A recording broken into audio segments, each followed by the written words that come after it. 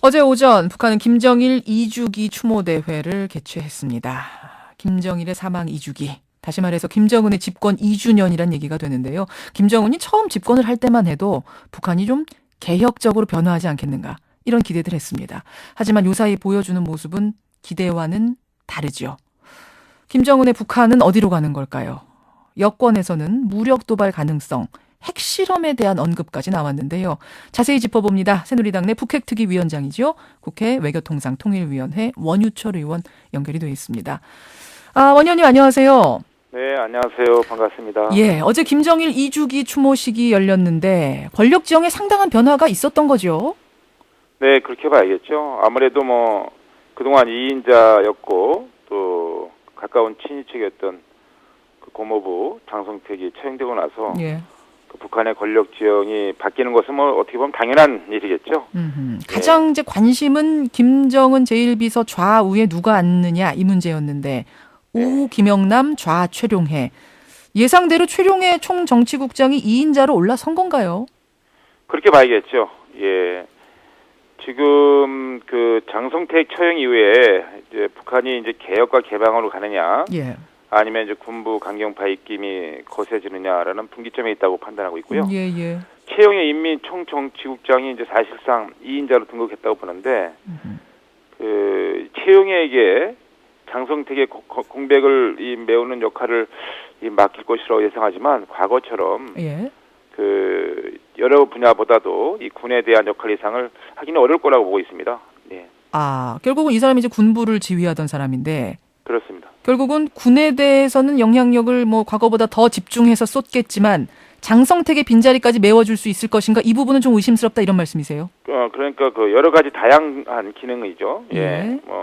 여러 분야에서 국정 전반에 관한 말하자면 경제도 있을 것이고 영향력 그렇죠. 예. 그런 분야 여기까지는 가기 어렵지 않나 이렇게 보고 있고요. 아하. 단기적으로는 이제 이렇게 그 최영해가 2인자로 등극을 함으로써 김정은은 이제 이 공포 정치로 정권의 안정을 기획했지만 이 장기적으로는 상당히 그 변화의 소용돌이 속에서 오히려 그 불안정성이 증대되지 않을까 이렇게 보고 있습니다. 그런 생각도.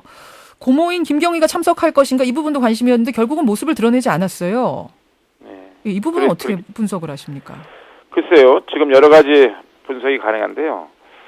지금 좀 가만히 좀 들여다볼 지점이 사실은 그 유일영두 체제라는 그 독재 체제 그 정권을 만드는 과정 속에서 대부분은 이제 친인척이 단결해 나가는 것이 상식인데요. 그렇죠. 이번에는 그렇지 못하고 있어요. 균열이 생겼다고 봐야죠. 어제 그 모습을 봐도 이른바 백두혈통이라고 불리는 이제 친인척의 모습이 하나도 보이질 않았어요. 예, 그래서 이 지점이 상당히 우리가 좀 관심 있게 들여다봐야 될 부분 같고요.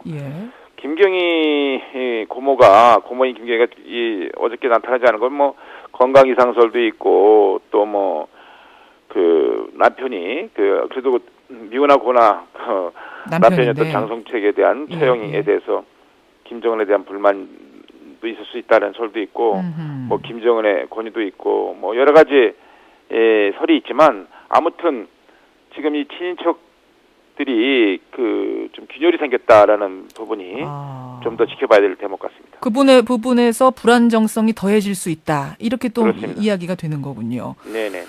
알겠습니다. 그런데 북한에서 추모식이 열리던 그 시각에 우리 국방부 장관도 회의를 소집했어요.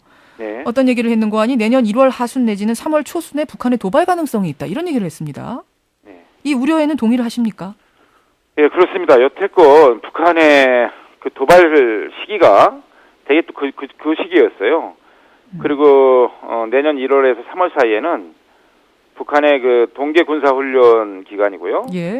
또 3월부터는 이제 한미 군사 합동 훈련, 키리졸 훈련 등이 예정돼 있어요. 그리고 준비되고 시작되는 시기 때문에 아마 군사적인 긴장감이 아주 크게 고조되는 시기이고, 또 김정일 생일이 2월 16일 아니겠습니까? 핵실험이 그때 대부분 2월 달에 해왔었는데 3차 핵실험하는 과정 속에서요. 그래서 1월에서 3월 사이가 가장 그 군사적인 그 북한의 도발이 예상되는 시기라고 할 수가 있겠죠. 어떤 구체적인 정보가 있는 건가요? 그동안 쭉 해왔던 북한의 도발 시기라든가 예. 또 가능성을 예측을 해서 국방부 장관으로서는 대비를 해야 되는 것이 당연한 임무가 아니겠습니까? 그러니까 어떤 구체적인 징후가 포착됐다기보다는 정황상 정세를 봤을 때 그 당시가 예. 상당히 위험한 기간인 건 사실이다 이런 말씀. 네, 그렇습니다. 정보위의 새누리당 조원진 간사가 조금 더 나아간 얘기를 어제 했습니다. 강경 세력이 득세할 경우에는 무력 도발 또는 핵실험도 있을 수 있다 이런 예상. 이거는 글쎄요 핵실험 이야기까지 나올 만한 상황인가요?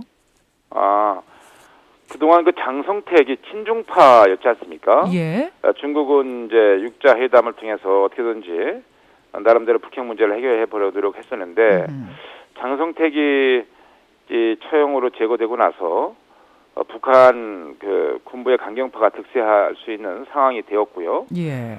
또 지금 현실적으로 그동안 세 차례 핵실험을 했던 그 도발 장소인 풍계리 핵실험 그 장소가요. 뭐 지역적으로 여러 그 갱도가 있어요. 예, 뭐 동서남북 뭐 이렇게 구체적으로 말씀드리기 어렵지만요.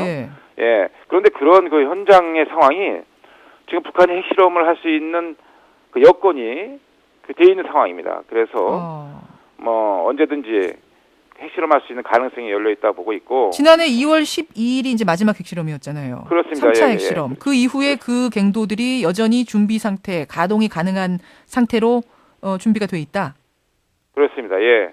지금 북한은 그렇게 그 도발할 준비를 하고 있는 상황입니다. 예.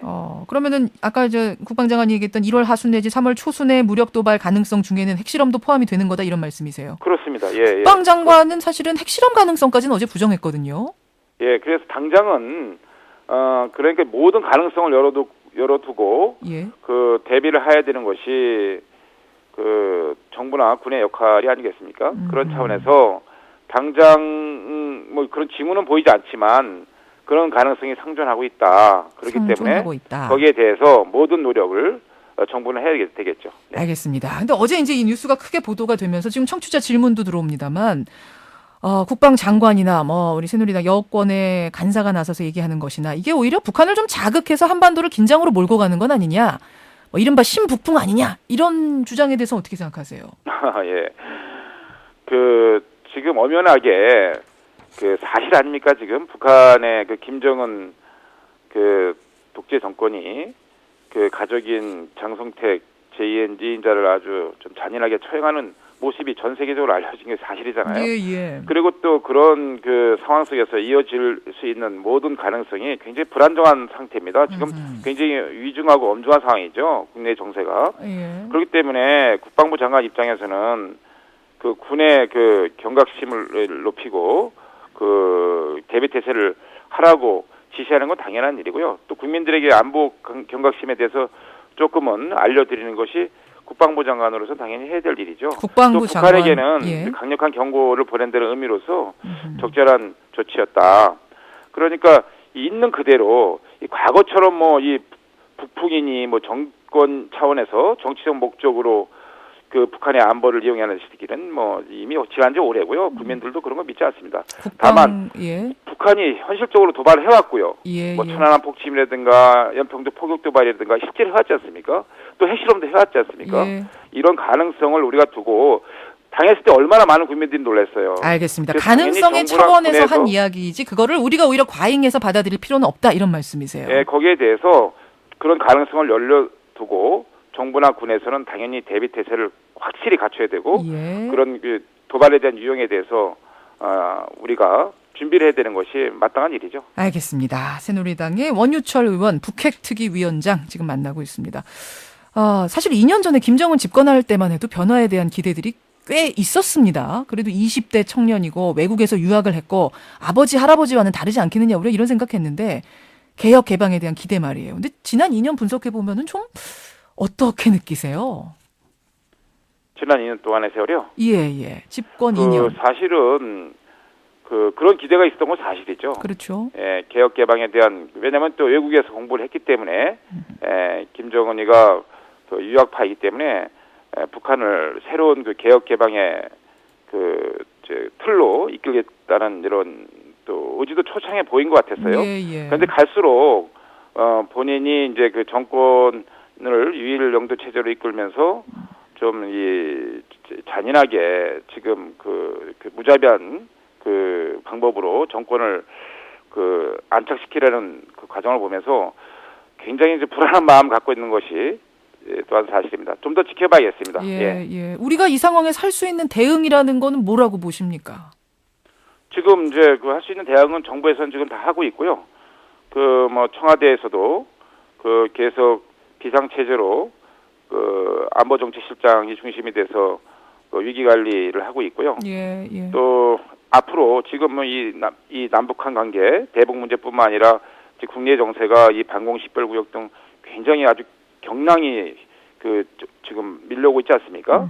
그런 거 관련돼서 이제 그 사무처 신설, NSC의 사무처 신설이라든가 이런 걸 통해서 효율적이고 능동적인 그런 그 위기 관리 시스템을 더 공고히 하기 위한 노력들을 하고 있고요. 알겠습니다. 정부에서는요. 정치권에서도 이제 이 안보와 관련돼서는 여야가 있을 수가 없지 않습니까? 이렇게 안보적으로 위중할 때에는 여야가 국민들이 좀 안심하고 편안하게 생업에 종사할 수 있도록 나름대로 뭐 정쟁 중단을 한다든지 국민들이 안심하실 수 있도록 뭐 정치권에서 국회에서 뭐 이런 여러 가지 조치를 할 필요가 있다고 저는 생각합니다. 예, 사실 뭐 1인 지배체제가 더 강화된 것 아니냐, 그래서 안정된 것 아니냐라고 얘기할지 모르지만 지금 원유철 의원님 분석은 오히려 불안정성은 더 커졌다. 우리로서는 대응을 철저히 해야 된다 이런 말씀. 여기까지 듣도록 하지요. 고맙습니다. 네. 새누리당 원유철 의원이었습니다.